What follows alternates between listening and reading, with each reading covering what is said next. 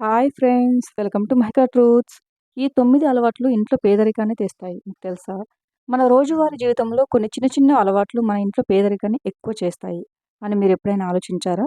ఇది మీకు వింతగా అనిపించొచ్చు. కానీ వాస్తుశాస్త్రం ప్రకారం ఇది పూర్తిగా నిజం.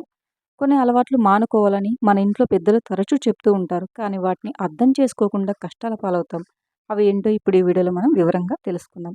అంతకంటే ముందు ఆ లక్ష్మీదేవి ఆశీస్సులు మీపై ఎల్లవేళలా ఉండాలని కోరుకుంటున్నాను. ఈ వీడియోని చివరి వరకు చూసి లైక్ చేసి మీకు ఇష్టమైన దేవుని పేరు కామెంట్ చేయండి ప్లీజ్. ఇలాంటి చిన్న చిన్న అలవాట్లు మన ఇంటికి ప్రతికూల శక్తిని ఆహ్వానిస్తాయి. మన ఇంట్లో ఉన్న లక్ష్మిని దూరం చేస్తాయి. మీ ఇంట్లో నిరంతరం ఆర్థిక సంక్షోభం ఉంటే మీరు తెలియకుండానే అలాంటి కొన్ని అలవాట్లను అనుసరించే అవకాశం ఉంది. ప్రమాదకరమైన ఈ అలవాట్ల గురించి తెలుసుకొని మీ కుటుంబాన్ని సంతోషంగా ఉంచుకోండి. ఒకటోది, వంటగదిలో తిన్న పాత్రలు. ఈ రోజుల్లో బద్ధకం ఎక్కువై తిన్న పాత్రను కూడా శుభ్రం చేసుకోలేకపోతున్నారు. ఇది ఎంత చెడ్డ అలవాటు మీకు తెలుసు. తిన్న పాత్రలను కడగకుండా ఎక్కువసేపు అలాగే ఉంచుతారు. మరికొంతమంది అంట్లు ఎండిపోయేదాకా అట్లాగే ఉంచుతారు. అయితే ఈ అలవాటు మీ ఇంట్లో నెగెటివ్ ఎనర్జీని పుట్టిస్తుందని మీకు తెలుసా? వంటగదిలో ఎప్పుడు పాత్రలు శుభ్రంగా ఉంచుకోవాలి. లేదంటే రాహువు, కేతువు మీ ఇంటిపై అశుభ ప్రభావం చూపుతారు. ఇది మాత్రమే కాదు, ఆహారం తిన్న తర్వాత మీ చేతులను వెంటనే కడుక్కోండి. కొంతమంది ఆహారం తిన్న తర్వాత చేతులను నాకుతూ ఉంటారు. ఇది ఇంటికి దరిద్రాన్ని తెచ్చిపెడుతుంది. ఈ అలవాట్లు కూడా మానుకోండి. మంచం మీద చేసే పనులు. ఈ రోజుల్లో అందరూ ఏ పని చేసినా మంచం మీద కూర్చొని చేయడం మొదలుపెడుతున్నారు. ఇంటికి వచ్చిన కోడలు కూడా ఇలాగే చేస్తున్నారు. ఈ అలవాటు ఎంత చెడ్డదో మీకు తెలుసా? ఈ పని ఇంటిలో ఉండే లక్ష్మీమాతకు మీపై కోపం తెప్పిస్తుంది.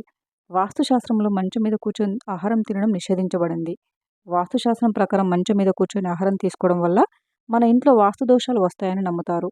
దీనివల్ల మన పడక తప్పి ఇంట్లో సుఖశాంతులు దెబ్బతింటాయి. అలాగే కొన్నిసార్లు బద్ధకం వల్లనో లేదా ఈ అలవాట్ల వల్లనో వంట చేసిన తర్వాత వంటగదిని మురికిగా వదిలేస్తారు.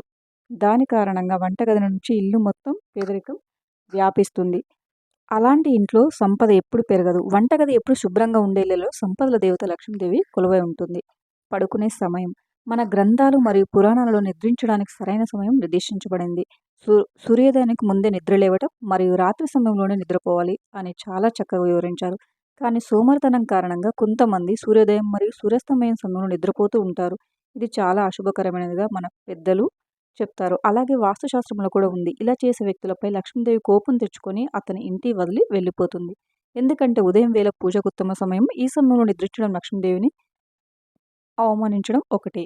సంధ్య సమయం కూడా పూజకు ఉత్తమమైనదిగా పరిగణించబడుతుంది. ఈ సమయంలో నిద్రపోవడం అశుభంగా పరిగణించబడింది. అలాగే మీరు పడుకునే మంచం మీద మురికిగా ఉన్న లేదా చినిగిపోయిన బెడ్షీట్లను వాడకండి. వీటి నుండి ప్రతికూల శక్తి ప్రభావం కలుగజేస్తుంది. మీ విధిని ప్రభావితం చేస్తుంది. ఉదయం నిద్రలేచిన వెంటనే బెడ్ను శుభ్రం చేసి బెడ్షీట్లను అమర్చాలి. చాలా రోజులు మంచం మీద ఒకే బెడ్షీట్ ఉంచవద్దు. మురికి బెడ్షీట్ని మీ ఇంటి పేదరికాన్ని తెస్తుంది. 4. రోజువారీ పూజ చేసిన తర్వాత పూజ గది ఎప్పుడు మురికిగా ఉండకుండా చూసుకోండి మరియు దాన్ని శుభ్రంగా ఉంచడం వారి పట్ల గౌరవానికి సంకేతం. మీరు ప్రతిరోజు పూజ చేయకపోయినా పూజ చేసే చోట దుమ్ము పేరుకుపోయి ఉన్న మీ ఇంట్లో పేదరికం అలాగే ఉంటుంది మరియు మానసిక ఒత్తిడి కొనసాగుతుంది. అంతేకాకుండా హిందూ మతంలో పూజలు మరియు ఉపవాసాలకు చాలా ప్రాముఖ్యత ఉంది. మీరు పూజ మరియు ఉపవాసం భక్తితో చేయకపోతే లక్ష్మీదేవి ఆగ్రహానికి గురవుతారు. ఇది మీ ఇంట్లో ఆర్థిక సంక్షోభం మరియు పేదరికానికి దారితీస్తుంది. దానిని మీరు ఎదుర్కోవాల్సి రావచ్చు. అలాగే రాత్రిపూట పూజ గదిని ఎప్పుడు ఖాళీగా ఉంచవద్దు. పూజ చేసిన తర్వాత దేవుడి తలుపులను మూసివేయండి. దేవుడి విగ్రహం మరియు చిత్రంపై ఏదైనా వస్త్రం ఉంచండి లేదా పూజ గది యొక్క గుమ్మానికి ఒక తెరను ఉంచండి. 5. రాత్రిపూట బట్టలు ఉతకడం. వాస్తుశాస్త్రం ప్రకారం రాత్రిపూట బట్టలు ఉతకడం మానుకోవాలి. ఇలా చేయడం ద్వారా ప్రతికూల పరిస్థితులు ఇంట్లో సంభవిస్తాయి. ఎందుకంటే రాత్రిపూట ప్రతికూల శక్తులు ఇందులో మరింత ప్రభావాన్ని చూపిస్తాయి. చంద్రుని చల్లని వెన్నెల వంటి రాత్రి ప్రశాంతత వాతావరణంలో బట్టలు ఉతకడం మానుకోండి. రాత్రిపూట బట్టలు ఉతకడం వల్ల ఇంట్లోని వ్యక్తి అనారోగ్యానికి గురవుతాడు. మన గ్రంథాల ప్రకారం చీపురులో తల్లి లక్ష్మీదేవి నివాసం ఉంటుంది. కాబట్టి సూర్యాస్తమయం తర్వాత ఇంటిని ఊడిస్తే తల్లి లక్ష్మీదేవి వారిపై కోపంగా ఉంటుంది మరియు వాస్తుదేవతలు కూడా కోపంగా ఉంటారు.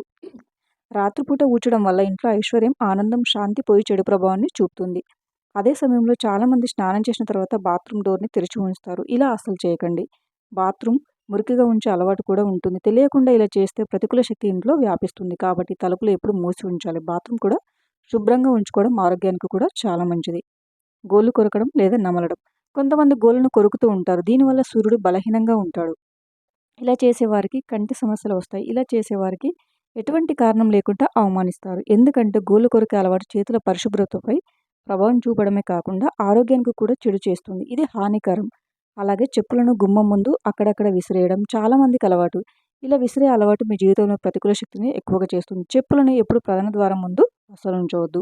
ఇది మీ ఇంట్లోకి వచ్చే లక్ష్మీదేవి రాకను అడ్డుకుంటుంది. ఎందుకంటే ఇంటి ప్రధాన ద్వారం చాలా ముఖ్యం. చెప్పులు, బూట్ల కోసం ఒక ర్యాక్ తయారు చేపించుకొని అందులో ఉంచండి. పనికిరాని పుస్తకాలు, వార్తా పేపర్లను వెంటనే ఇంటి నుంచి బయట పడేయండి. ఇది మీకు అశాంతి వాతావరణం తెచ్చిపెడతాయి. సూర్యాస్తమయం తర్వాత చేయకూడని పనులు. జ్యోతిష్య శాస్త్రం ప్రకారం సూర్యాస్తమయం తర్వాత బంధువులైనా సరే డబ్బు ఇవ్వకూడదు. ఇలా చేయడం వల్ల మీ అప్పుల భారం మరింత పెరుగుతుంది. అలాగే ఇచ్చిన డబ్బును కోల్పోయే ప్రమాదం కూడా ఉంది. ఇది మీకు ఆర్థిక నష్టాన్ని కూడా తెచ్చిపెడుతుంది. ఎందుకంటే సూర్యాస్తమయం తర్వాత దేవతలకు సమర్పించే సమయం, దానం చేసే సమయం కాదు. అలాగే సాయంత్రం తర్వాత పాలు, పెరుగు మరియు ఉప్పు వంటి వాటిని దానం చేయకూడదు. వీటిని దానం చేయడం అంటే మీ లక్ష్మిని వేరే వారి ఇంటికి పంపించడమే. అనవసరంగా దానం చేయడం వల్ల డబ్బును నష్టపోతారు. అలాగే ఇంటి ప్రధాన ద్వారం వద్ద చీకటిగా ఉంటే వారి పని కూడా చెడిపోతుంది. దీనివల్ల కష్టపడి పనిచేసిన చాలా పనులు సఫలం కావు. మీరెంత కష్టపడినా పనులలో విజయం సాధించలేరు. ఎందుకంటే ప్రధాన ద్వారం ముందు ఇంటి ముఖం చీకటి కారణంగా ప్రతికూల శక్తి ప్రవేశిస్తుంది. 8. ఇంట్లో అమర్చిన గడియారానికి వాస్తుతో పెద్ద సంబంధం ఉందని మీకు తెలుసా? దిండు కింద గడియారం పెట్టుకొని నిద్రపోయే అలవాటు మీకుందా? అయితే ఇది మీకు చెడ్డ సమయాన్ని ఇస్తుంది. మన శరీరంపై అయస్కాంత క్షేత్రం ప్రతికూల ప్రభావాన్ని కలిగి ఉంటుంది మరియు మీ నిద్రను పాడు చేస్తుంది. ఇంట్లో గడియారం ఎప్పుడు గోడకు వేలాడుతూనే ఉండాలి. ఎల్లప్పుడూ తిరుగుతూనే ఉండాలి. మీ ఇంట్లో ఏదైనా గడియారం చెడిపోతే వెంటనే దానిని ఇంటి నుండి తీసివేయండి. పగిలిపోయిన గడియారాన్ని తప్పనిసరిగా బయటపడేయండి. లేకపోతే లక్ష్మీమాత మీతో ఎప్పటికీ ఉండదు. ఇవి కాకుండా ఇంట్లో తుప్పుపట్టిన ఇనుప వస్తువులను ఉంచడం వాస్తుశాస్త్రంలో అశుభంగా భావిస్తారు. ఇవి ఇంట్లో ఉంటే అనవసరమైన ఒత్తిడిని కలగజేస్తుంది. దీని నుండి శారీరక స్థితి మరింత దిగజారుతుంది. ఎందుకంటే తప్పుగా ఉన్న ఉపకరణాలు ప్రతికూల శక్తికి మూలం.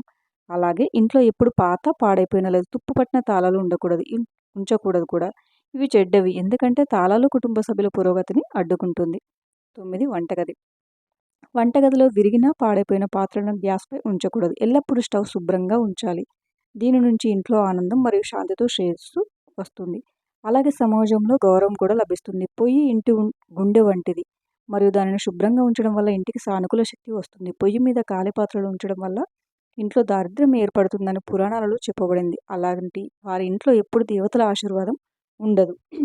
ఖాళీ పాత్రలు, అశుభ్రంగా ఉన్న పాత్రలు పేదరికానికి చిహ్నంగా పరిగణించబడతాయి. పూజ గది తర్వాత వంటగది అత్యంత పవిత్రమైన ప్రదేశంగా పరిగణించబడుతుంది మరియు ఇది దేవతలకు నివాసం వంటిది. కావున వంటగదిని ఎప్పుడు పరిశుభ్రంగా ఉంచుకుంటే మీ కుటుంబంపై దేవతామూర్తుల ఆశీస్సులు తప్పకుండా ఉంటాయి. Thank you for watching friends. ఈ వీడియో కనుక మీకు నచ్చినట్లయితే వీడియోని లైక్ చేసి మరిన్ని వీడియోస్ కోసం మా ఛానల్ని సబ్స్క్రైబ్ చేసుకోండి.